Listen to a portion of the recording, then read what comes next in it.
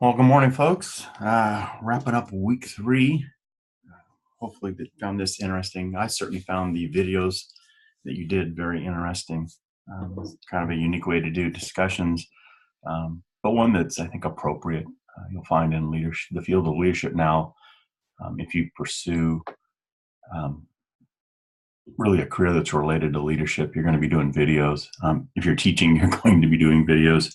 If you're consulting, you'll probably want to do podcasts or videos that you post on a website.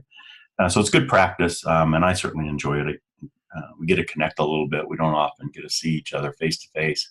That's about as close as we get in an online class. So it's good. It's good to hear you talk about a field that I hope you're passionate about. I saw some passion come through in most of the videos, but also just a chance to see you thinking deeply about our subject and discussing it. Discussing your experiences and your preferences. So thanks for those. I know sometimes it can be difficult dealing with the technology, or you're feeling a little self-confidence when you're talking to a computer screen. I'm right there with you. I know what you went through. But thanks for that. Good week of discussion. From a discussion standpoint, even though you had to deal with technology and all that and staring at a computer screen while you're talking, probably the easiest discussion time you have during the class. At least I view it that way. Um, not you get to talk about it instead of write about it and deal with the citations and all that kind of stuff. So anyway, good week. We're wrapping it up. A week where we talked about some of the perspectives or areas of change. Readiness and resistance, and a key point of life in general, but definitely of change and communication. Some of the stages of change were the topics for this week. So we're going to move on to week 4 after you get your journal paper posted by tomorrow night. Week 4, we're going to look at the topic of critical thinking and teaming or teamwork, and really start to dive into innovation. The PowerPoints that go along with the chapters you're reading, I think they have a lot of information in them this week. Interestingly enough, one set of the PowerPoints really talks about the definition of leadership. So it seems a little out of place. Maybe that should have, why didn't they start their book off with this and have this in week 1? But that's the way it is. I would expect most of that to be review for y'all. It's very much like Nordhaus, and I'm assuming y'all all have been through Nordhaus. I know some of you have used it as a resource in the class thus far, and pretty much Nordhaus is the Bible for basic leadership, understanding basic concepts and what's got us to this point, or at least got us to the point of his last revision. So go over that. There's a lot of detail. Hopefully, again, just a refresher, but good information.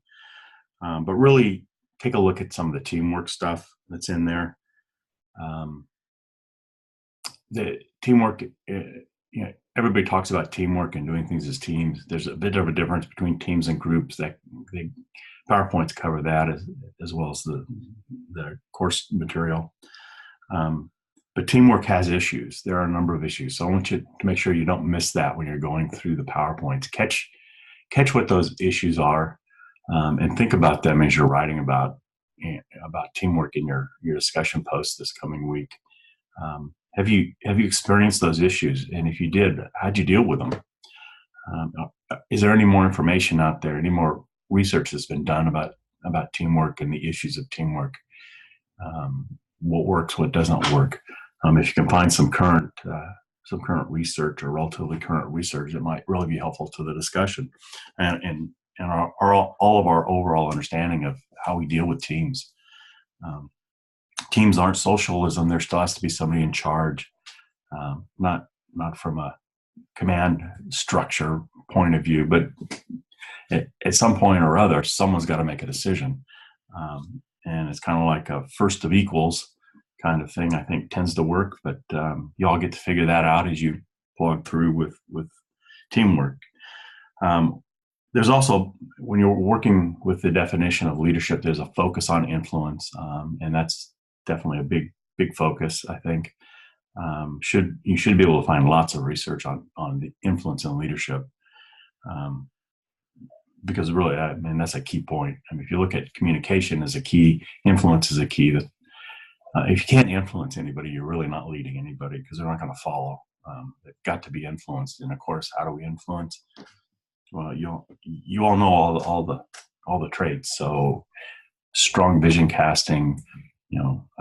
Cotter would say a very powerful sense of urgency, authentic urgency, not made up or fake urgency, just to get people to do things.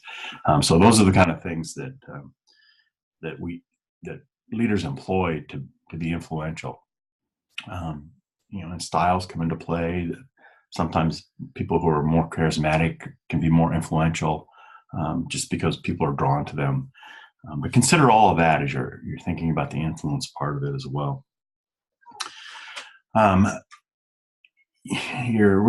This is week 4, so we're getting close to the end. We have not much going on the week of Easter. That Holy Weekend, the school really closes down, and there's an expectation you'll be doing nothing in the class. You won't be online. I won't be online for the Holy Weekend, which is Good Friday through Easter Sunday.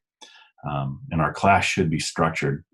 I'll have to double check to make sure it doesn't have anything to do that weekend. If it does, it'll be adjusted, so don't worry about that. But that's coming up a couple weekends, I guess. So this weekend, this week, we're 2 weeks to go in the instructional part of the class. You should be working on your frames paper. Make sure you read the instructions carefully for your frames paper. There's 5 parts to it. You need to cover all 5 parts, and you need to do it in at least 5 pages, but not more than 7. So going over 7 pages is just as dangerous, just as bad for your grade as not getting to 5. Part of scholarly writing is being concise and to the point and learning to write within parameters. So that's part of what the frames paper helps you with. So in between 5 and 7 pages, and that's 5 and 7 pages of text. So it doesn't count your title page. It doesn't count your reference page. So it's just in between. And make sure you're writing text that is your text. By that I mean you really shouldn't have quotes in there. If you have quotes in your work, that does not count towards your page count. So if you submit 5 pages and 5 full pages, and you're great, good, got the minimum, got everything done, but you've got a page of quotes, you have not submitted the minimum. You really, in that case, need 6 pages, because the quotes aren't your work, and we're looking for 5 to 7 pages of your work. So again, don't wait to the end to be working on it. Start working on it now, because questions will come up. You'll want to know about things, and it's easier to deal with the farther out you are from the deadline, because it gives you time to react if you need to, or adjust. So again, that should start to be a focus, if it isn't already for you. It's due May 5th. I know some places in the class it talks about an earlier due date, like due the Wednesday after week 5 or something like that. That's the old structure, and they haven't really changed the course, the LMS course structure. They haven't caught all of those things yet, so don't sweat it if you see that. It's May 5th. You won't be penalized if you wait till May 5th. That's when it's due. So keep that in mind. The frames paper has one unique APA thing, or non-APA thing, more appropriately. A lot of you have gotten feedback from me that your running head needs to be the same as your title. The only time your running head isn't the same as your title is if your title's more than 50 characters, because there's a 50 character limit to your running head. So if your title's more than 50 characters, then you should be, your running head should be some version of your title that fits in the running head space, some smaller version. That should never be the case in this class. You should never have a title that's more than 50 characters. The reality is you should never have a title that's even approaching that. So for our purposes in this class, your running head should always equal your title, with one exception. Your frames paper has a specific instruction, and I don't know why it has this instruction, but it does. But it calls for your running head being your name. So obviously in that paper only, your running head will not equal your title. But until we get to that point on your journals, these next 3 journals you have to do, your running head should equal your title. We're getting a lot better, I think, at citing. Again, we're looking for you putting together scholarly work with your experiences, so that we can see that you're understanding the theories and things we're discussing, and being able to apply it basically to your history. We're a little tough to apply it going forward. We hope you're applying it going forward, but it's tough to write about that right now. So we're asking you to take a look at your history, your experiences, and relate that directly to the scholarly work that you're studying. So the things you're talking about, your history, unless it's some factual thing, like you're talking about the mission or vision statement, where you work or where you worked at one point, that you should cite. It's something that exists. You should be able to point us to it, and we should be able to go look it up so that we can get a greater understanding if we're that interested in it. But your experiences, again, it's easy. You want to help your reader along in your writing. So it's not a bad thing to, as you're writing about your experiences, just say experiences shown, or through observation, or some kind of phrase like that lets your reader know, okay, now we're going from all this scholarly stuff I expect citations for to a discussion of what this author has experienced, and I'm looking to understand that experience, and then looking to see how you tie that together with the scholarly work you're assembling along with it. So we're looking for scholarly work. Again, magazines, newspapers, dictionary definitions, web pages, podcasts are not scholarly. Make sure you're getting scholarly journals that you're looking at. That's where your growth is going to come from.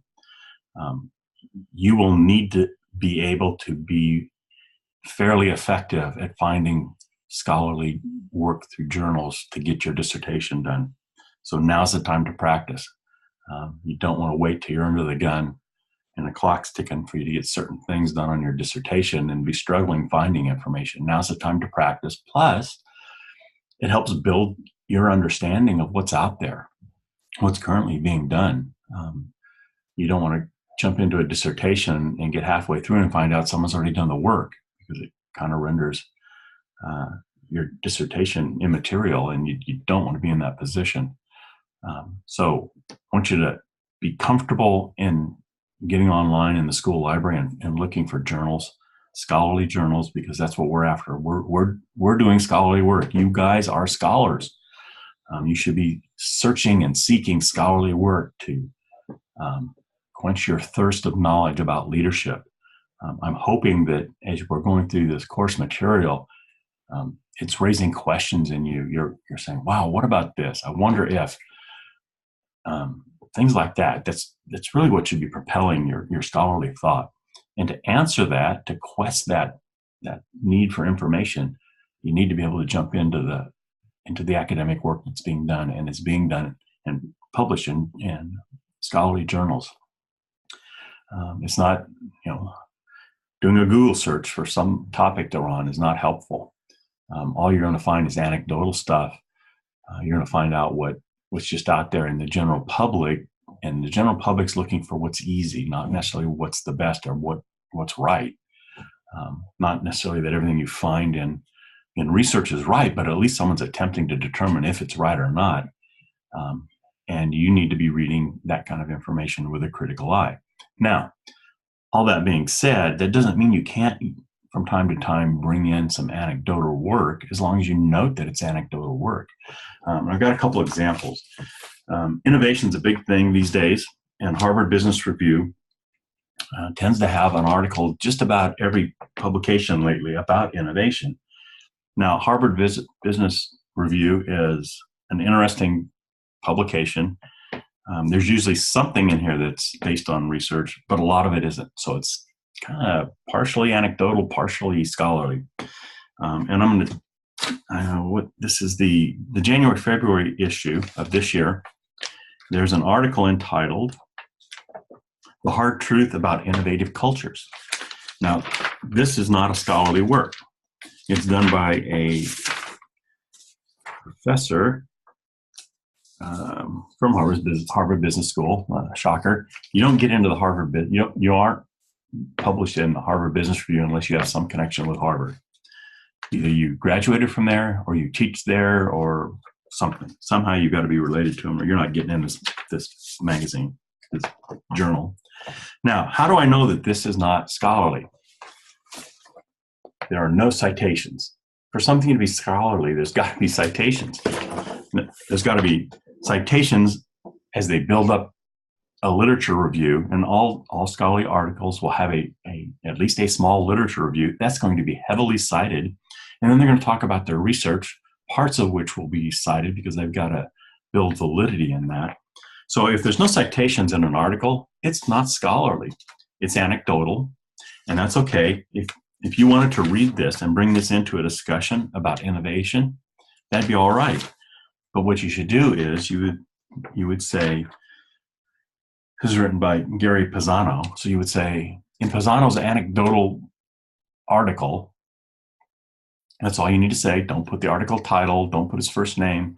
You say, in Pisano, the date, in parentheses behind his name, in his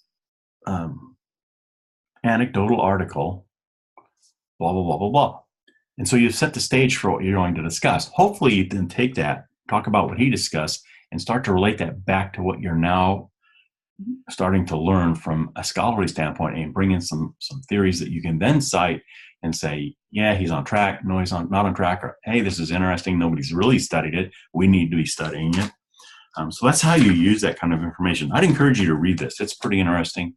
I mean, at this point, everybody thinks that an innovative culture and the concept of innovation is all rainbows and unicorns, and it's not. He's talking about there's some hard things to deal with. And if you don't, you're going to damage what you think is an innovative culture. And I've also got the March-April version of the Harvard Business Review, and it's got an interesting article in it. So I can find it quickly here. It's toward the back. It's called The Innovation Equation. Again, it's not scholarly. There's not a single citation in it. So it's based on Bacall is the author of this, and it says he's a physicist and an entrepreneur. So that brings to me the vision of the mad scientist tinkering around, creating something out. Eureka! I found it. And I'm going to make $1 million. So again, he's talking about, from his experience, anecdotal, what he thinks the formula is. And isn't that perfect for a physicist? Wouldn't he be coming with a formula? They want to make it empirical. They want to make it quantitative. So I haven't yet read this. I haven't quite gotten to this in my reading yet. It looks interesting. So I'd encourage you to maybe read this. There's a fair amount of interesting stuff, or what looks like interesting stuff, in this particular edition. The Future of Leadership Development is one of the articles. That's one I'm definitely going to read. I'm also going to read about this innovation equation to see if I think there's any merit, or if I need to consider it, if I need to go say, well, wait a minute, has anyone really done any work about this, or is this just pie in the sky? Or is it something that maybe I'd like to do some research on? So that's how you use that kind of information. You want to be careful. The reason we're searching for scholarly work is it adds validity to our writing, because if someone's already done some work and we can bring it in, it starts adding validity to what we're talking about. And will be a big point in your dissertation. Validity is important. If there's no validity, nobody needs to bother reading what you're writing. So anecdotal stuff really tends to lack validity, and they're nice to read. They give the easy, the 5 steps to great leadership kind of stuff that the general public's looking for. But I'm sure you all know by now, and as far as you've gotten in your leadership studies, there's no magic pill for being the great leader. Leadership is a lot of hard work. There's a lot of factors that come into play.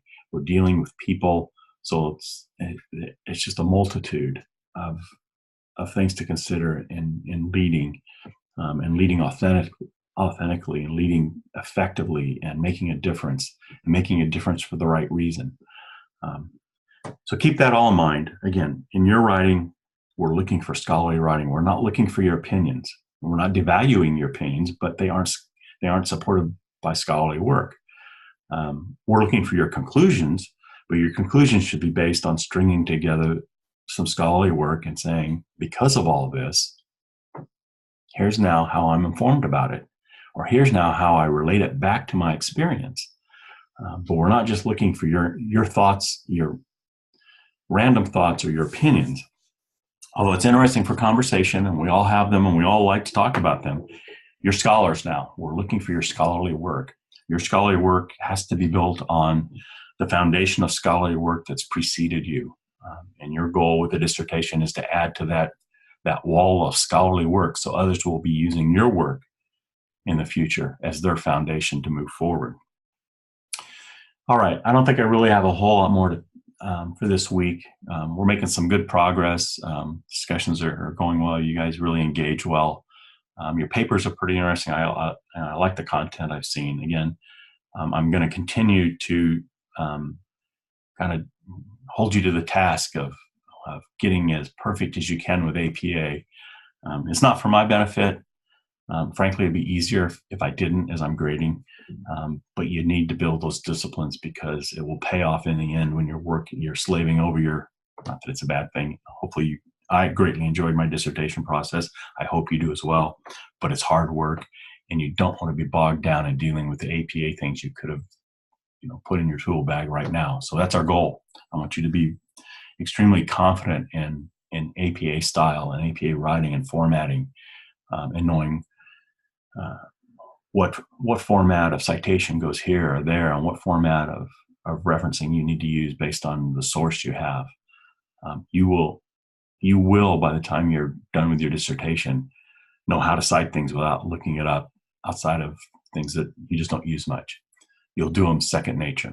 I'm trying to help you build that second nature now. Plus, if you're using other people's work, we have an obligation to cite it because it's their work and we need credit where credit's due. Just as when you get your dissertation published, if someone's using that work, they owe it to you to give you credit and to cite it properly. So that's what we're after. That's why I'm kind of drilling you hard about this kind of stuff. I want you to walk away from this class having gained the knowledge of our topic, and hopefully built a bit of a passion, at least in some of you, for this area of study. Some of you may be doing the next groundbreaking research and innovation. And it's all because you read something, you saw something, you found something in a journal article when you were doing some of your work that sparked an interest in you and said, that's what I want to study. That seems really interesting. I think we need more work here. I want to do it. That's how I found my dissertation topic. I was in the midst of a class and a theory came up and I go, wow, that's an interesting theory. What kind of work's been done in this? And so I went and explored some more. And then I started relating to something in my mind, some experience, something I had been experienced with, and said, well, then why does this happen?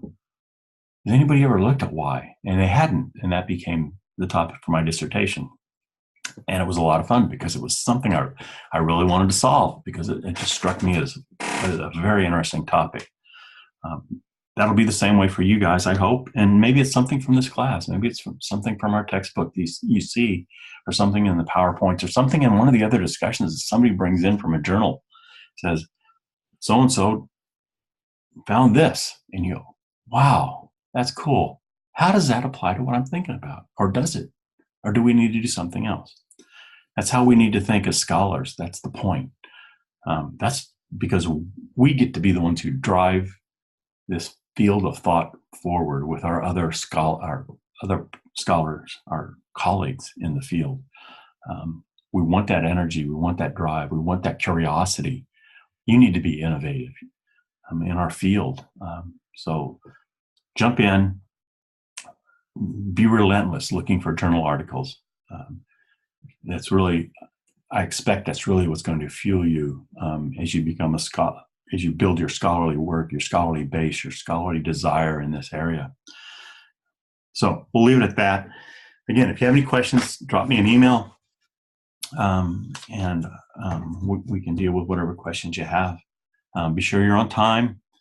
The class, the class late policy is there is no, unless it's something totally out of the ordinary that you contact me about, and we can discuss. But if you're running up to the last minute and you've got a computer problem, you're just late.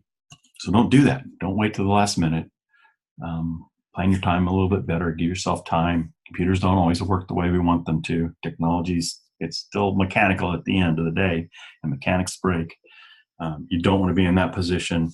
Give yourself plenty of time to get your stuff posted, because I hate to see hard work just go by because you missed a deadline. So let's not be putting ourselves in that situation. Next week's Zoom meeting is still scheduled for 7:30 a.m. Pacific time, but I may have to change that. I've got an event going on over the weekend, next weekend. I will let you know. I should know, Tuesday or Wednesday at the latest this week if I have to change. If I do, I'll let you know. May have to just change the time, may have to change the date. I have to change the date. May have to do it Friday evening or something. But I'll let you know about that. As soon as I know, you'll know, and we'll go from there. Other than that, everybody have a great week. If you have any questions or issues, let me know.